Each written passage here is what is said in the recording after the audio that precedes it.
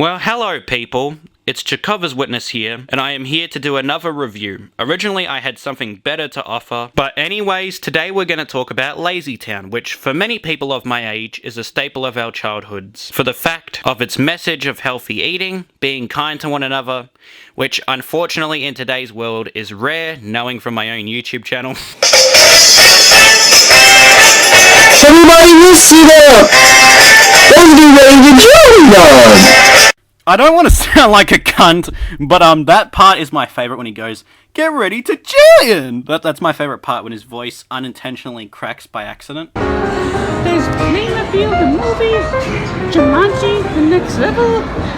Yeah, what are you fucking looking at, cunt? I know this is going to sound bad because Dank Engine's probably autistic, but he can't spell introduced. Can I say something? Why is Bart Baker singing a song for 16-year-old girls that think that because they sucked a dick for the first time, that means they're in love? The next clip is the Wiggles introducing themselves with their most famous intro. Hi everybody, we're the Julians. I'm David, I'm Julian, I'm Bruce, I'm Mantua, and we're rewinding our big red car. We like to say hello everyone. That it was obviously recorded when it was Captain Feathersword, which to me honestly sounds like a mix of Robin Williams and a constipated old man. I'll have to jump a little bit higher. Here we go, big jump. Kidding, I'm only kidding. Don't get angry at me, Wiggles fans, please. It's a joke. But can I say something? Why does Anthony's mustache look like the generic pizza guy box? And this is my favourite scene. Greg and Captain pretty much do that sort of romantic bro look into each other's eyes. I will put some of it up right now. I love popcorn. I love popcorn.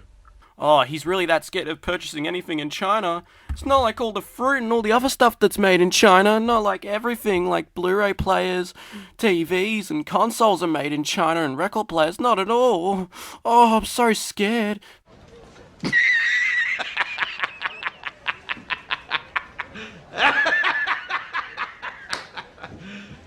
You serious? What I love even more is that there's 75 other dumbasses that found this review helpful. Like this review of a guy basically fear-mongering that China is, I'm afraid to purchase anything from China now, cause like What, is your fucking ass that fat? Like, is your ass that fucking big that you need, like, the biggest piece of paper just to be like, yeah, fucking wipe my ass with that, mate? Like, you're an idiot. And especially in the midst of a crisis, you're a fucking retard. Like, I don't have to say anything about this person in review.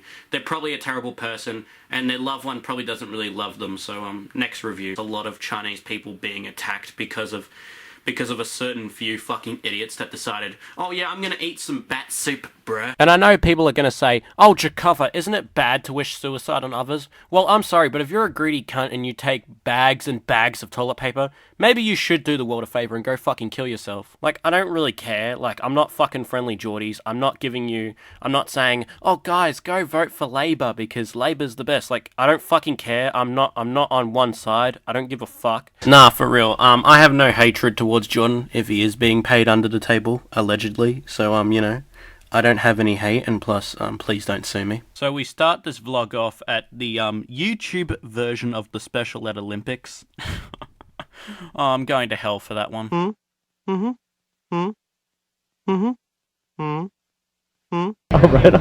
plus, that piss looks like cum. Like, it does not look like piss. You met a true red-pilled alpha motherfucker. I wanna fuck a dog in the ass. You met a true red-pilled alpha motherfucker. All year round they make me wanna cheer. At least get out of the way so we can start. Kind of a bit like me. Really, nigga? Right.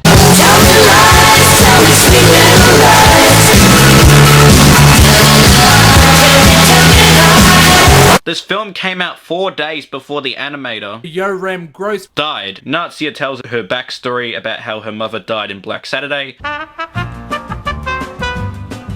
Even the cops know of his bullshit, and the cops just trying to be nice, but in reality he's probably just like, Man, fuck this guy. I'm only doing it so I can get a shout out by this cunt. Bruh, honestly, if the cops knew how to do their job better than knowing this dude's content, then fuck, we would be safe. Oh my god, honey, is that the wanker from the Silly Salmon video? When he gets on the trolley and the teenage girl just looks at him like, is it that cunt from Silly Salmon again? Yeah, honestly, like, I can see why Blimpy doesn't have much of a music career. You feel sad, don't know what to do.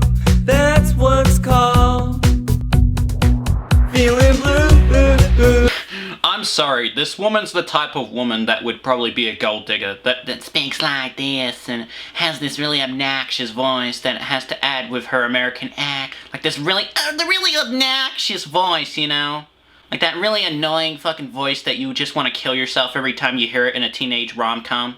That sort of voice. You know, the way they spoke about Popeye actually reminds me of a mate of mine from my school that I haven't seen in a couple of months. He loves like the old Popeye cartoons and shit, so every time we used to talk about Popeye, he'd get really excited. He'd be like, "Oh, fucking Popeye, mate! Oh, Popeye, mate, it's so lit! So lit, mate!" No, I'm kidding. If you're watching this, I'm sorry. I'm sorry you had to watch this part. I'm really sorry. I hope you're doing well, regardless. Besides all the jokes and the shit stirring, I really hope you're doing well. You're in my thoughts. Fucking Popeye, mate! Fucking Popeye's the best, eh? You know what I love is her fucking eyes. How when she talks, she goes like, "You know the Popeye's ice cream is so amazing." How the fuck? How do you do that? I want to know how to do that. How do you do that? Please tell me how you do that. I'd really be grateful. You know, you like Popeyes, guys? That's what makes them so handy.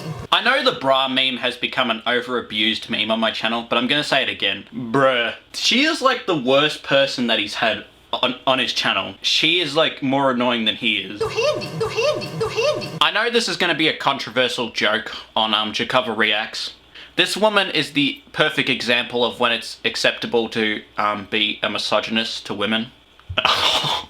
Oh fuck, I'm going to hell for that one. God, I'm terrible. It's like, have you ever seen those like documentaries on serial killers? How they do like in the mind of, like let's say in the mind of Charles Manson, like they'll do something like that. They should do one called In the Mind of Blimpy. That would be a very good doco. I'd pay to watch that. I know what Blimpy's new catchphrase should be. That's sour. Every time he sees a child in public. Oh, should I just do a Cinema Sins impression for the meme? Number 1. In this video so far, Blimpy's already committed a form of littering. What an asshole. I don't watch Cinema Sins. I've never have.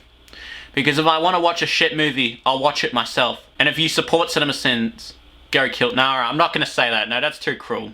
I don't wish you death. Get off the internet and get a life. This has been a social commentary with your host, Jarkova's Witness. Blippy, and type it into YouTube anytime you want to show them some fun, free educational videos. I really appreciate the support because I do this for money, and it makes me happy knowing that there's thousands of money learning and having a fun time with my genitals. I just want to thank you and money. I'll see you again. Bye. Guys, no racial. Is that a black guy in the, like, Baxter costume? Guys, if you're a basic bitch on camera and you suck your way to the top, it's easy being on camera if you suck dick and get your way to the top. Oh, fuck. I thought Blimpy said, chili dog. It kind of reminds me of, that classic Jillian video that he uploaded, where, he was singing, what is it, one of the Wiggles songs or whatever, and he said, "How would you like to play this game with Jilly Bugs and their friends?" That really, destroyed my joke. Cause you know that you're gay, you wanna suck cock, you say that you're straight, but we know that you're not. So this show is about a man who's clearly struggling with some mental health issues while talking to himself and an imaginary owl who was probably thought up in his imagination during a psychotic episode of some sorts. This is why Mixie was funnier than you. You know, I was an ex-children's entertainer, and now I'm trying to be a teen entertainer. Ironically, while I'm in my mid-30s. You guessed it. Evil, bad witches. And no, that wasn't supposed to reference anything in particular at all. But this kid here... he's just a fucking gay cunt. Like most women in films who have feelings for the bad guy. Because he's edgy as fuck, am I right? And we respect being treated like dog shit because of that. Without actually knowing them first. Whatsoever.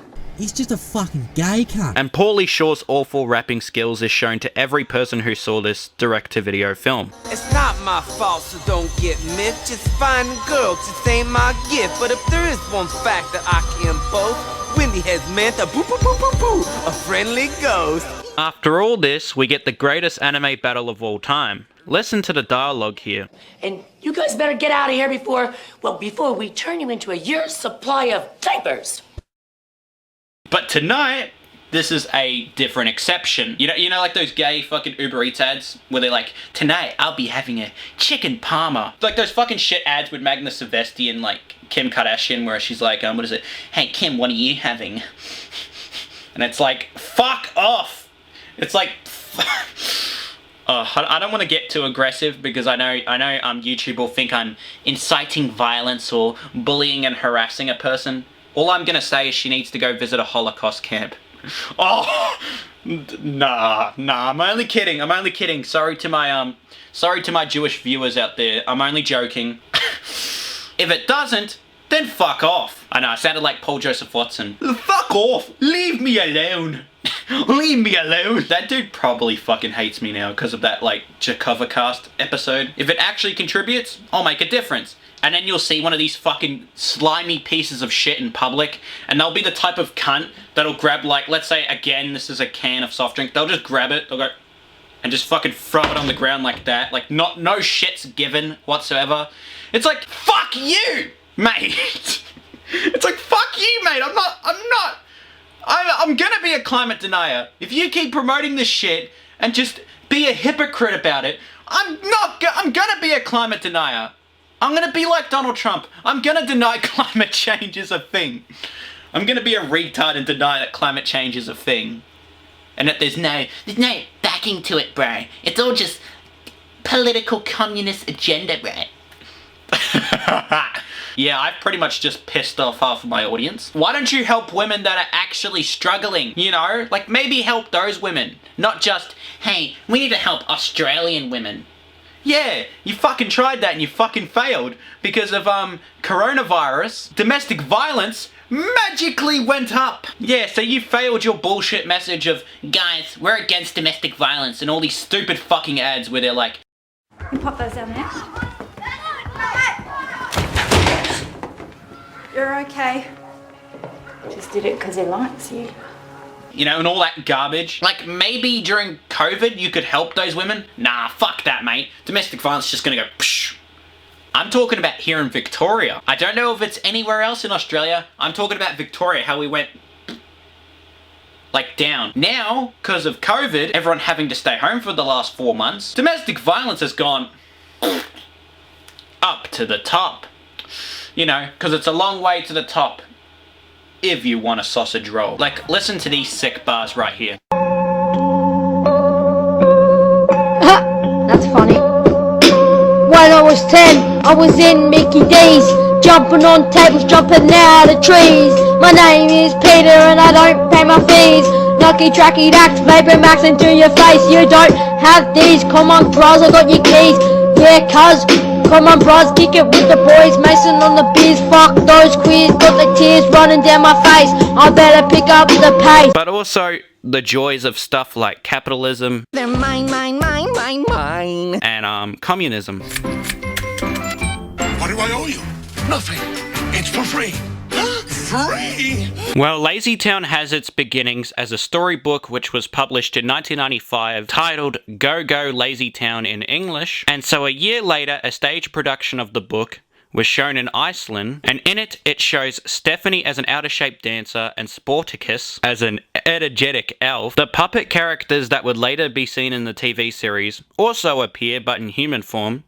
The only one thing that's kinda a bit shitty about this is that my man Robbie Rotten does not appear in this yet. With that, a few years later in 1999, a second stage show titled in English Robbie Rotten in Lazytown debuted, and it introduced Stefan Carl Stephenson as Robbie, and it also featured more finalized versions of the other characters. Lazytown is an Icelandic and American production created by athlete and entrepreneur Magnus Scheving, who plays the show's main character and protagonist Sportacus, who's a superhero-like human that encourages the children of Lazytown, including Stephanie, to eat fruits and vegetables, which he calls sports candy, and play outside instead of sitting inside all day and eating unhealthy food. But overall, the most known character of the show is the town's main antagonist, Robbie Rotten, played by the late Stephen Carl, who, unlike Sportacus, is a very unhealthy character that does nothing productive, and when he does anything productive, it's usually thinking of ways to get rid of Sportacus and the kids in the town. Let's look at the first Christmas episode called Surprise Santa,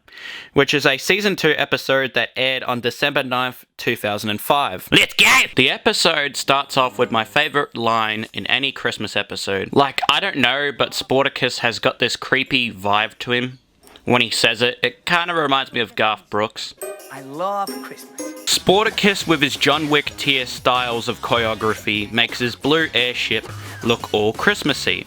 So after the intro, the episode actually starts with everyone in Lazytown being excited and happy because it's Christmas, except Robbie, who's basically the town's Grinch who hates Christmas and everything about it. So Robbie's plan is to basically destroy everyone else's Christmas all because he thought he wasn't invited to the town's annual Christmas party at the mayor's house. And he also decides to try and get rid of Sportacus, like he usually does. Pretty much the episode follows everyone else's excitement and Robbie's plan to set up a snowball, which is planned for 6 PM that night to hit Sportacus at that night's set Christmas dinner. Can I say something? Like, how the fuck does Sportacus ever sleep to stay healthy? Like, think about it. For example, it could be 3 AM and like his bell alarm goes off. Then he's got to save one of these cunts. Let's say Pixel, who's wanking himself off to hentai, right? And he thinks the glue next to him is lube.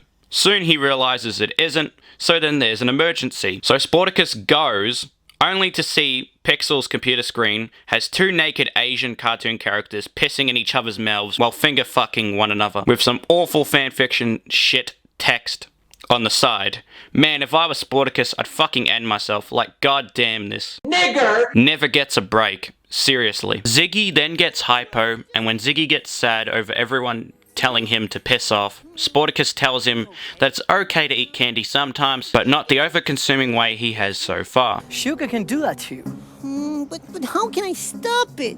It's okay to eat candy sometimes, but not all at once. Or sports candy.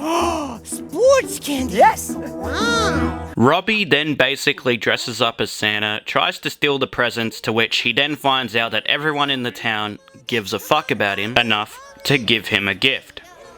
But while trying to escape, he gets caught pretty much, and instead of calling the police, they all invite him to their Christmas dinner. And while waiting to open his present, Robbie realizes that he fucked up badly, especially now that he's sitting at the main table where Sportacus was supposed to sit. When the snowball is about to hit, Sportacus basically, as the show's intro says, You'll meet Robbie with this rotten plan, and Sportacus saving the day. and another song happens. Just as you think the episode ends, it actually ends with Robbie's own idea coming back to bite him in the ass. To Bessie.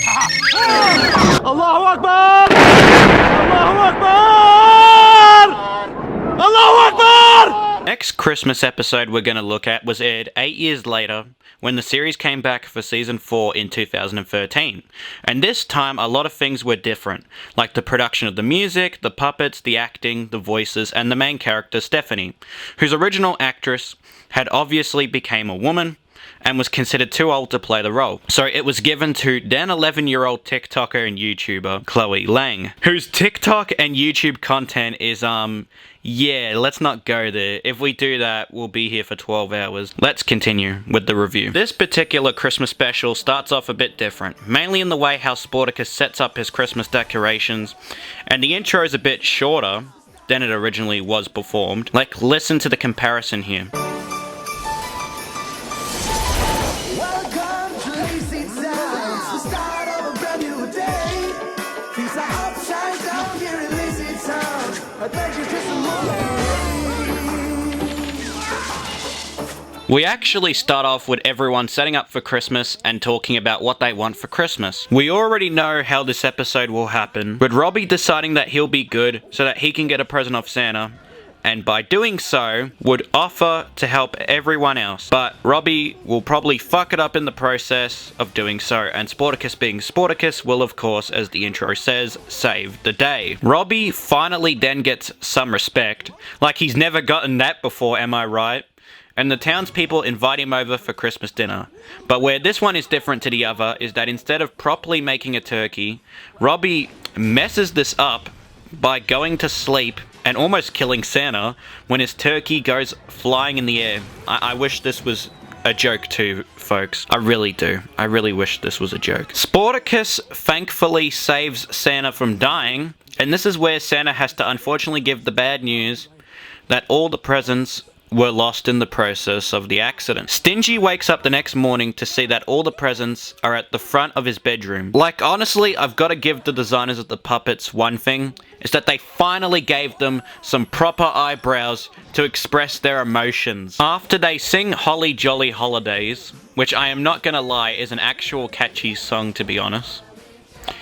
After the song, Stingy later decides to give everyone else their presents back after finding his holiday spirit and then apologizing for being obviously stingy and a prick, and a greedy prick, might I add, like how his character is designed. Santa decides that because Robbie was bad all year, he won't be getting a present, but then Sportacus and all the townspeople along with Santa sing a clearly obviously auto-tuned version of Bing Bang to his surprise, and Stingy gives him a Christmas gift. Bing bang, tickle-tickle-dum, funny words I sing when I am dancing. Bing bang, tickle-tickle-dum, silly words that can mean anything. After singing to the original recording of Bing Bang, and Sportacus helping Santa go back home, in the end Robbie gets his turkey back in return. I know I'll probably get comments like, how did you not know that the town's mayor is Stephanie's uncle? Well, I do obviously know that, of course.